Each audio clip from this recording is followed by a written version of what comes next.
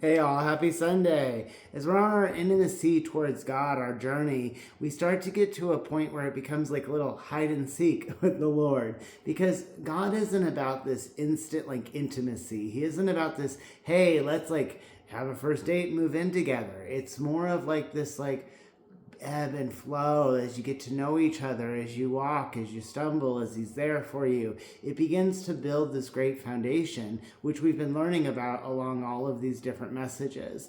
But today, let's talk about when he starts to hide things from us with the intention of us seeking it from him. And why is that he wants us to enjoy things as we enjoy the game of life itself.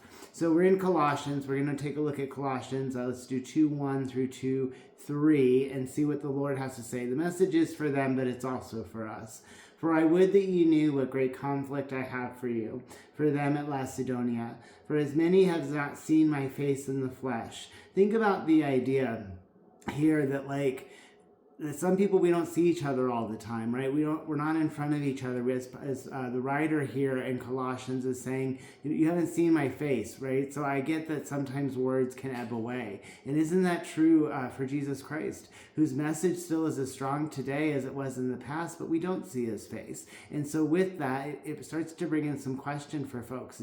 It's where our faith truly gets tested in this life, that their hearts might be comforted, being knit together in love and into all riches of the full assurance of understanding, to the acknowledgement of the mystery of God and of the Father and of Christ. And here the writer of Colossians starts to talk to us about how, hey, maybe that mystery has a play into God, that God in himself is mysterious, that we are made in his image. So maybe this idea of hidden truths, hidden loves, hidden compassion is a part of who we are, in whom are hid all treasures of wisdom and knowledge. So because we don't have to rely on ourselves, on our emotions, on our thoughts, we seek God for our wisdom. We seek God for our discernment. We seek God for our thoughts. And because God sometimes pulls it away or keeps it from us or does things, it's so that we may grow, so that we may enjoy the things that we acquire.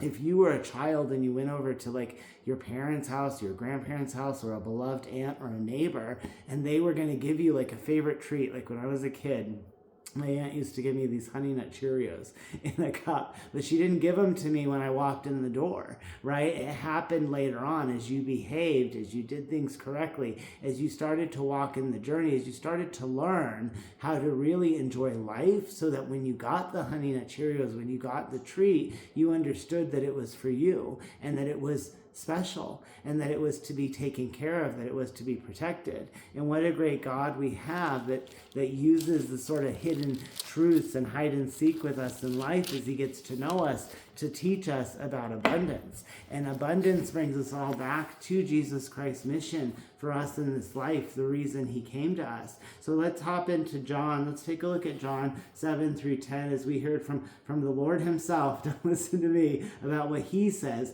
He came here for us in this life.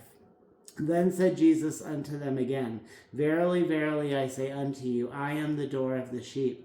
All that ever came before me are thieves and robbers, but the sheep did not hear them. I am the door. By me, if any man enter, he shall be saved, and shall go in and out and find pasture.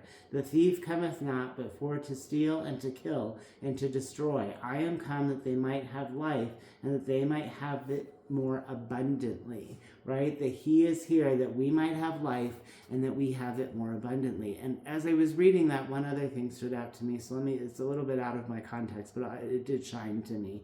I am the door. By me, if any man enter, he shall be saved and shall go in and out and find pasture.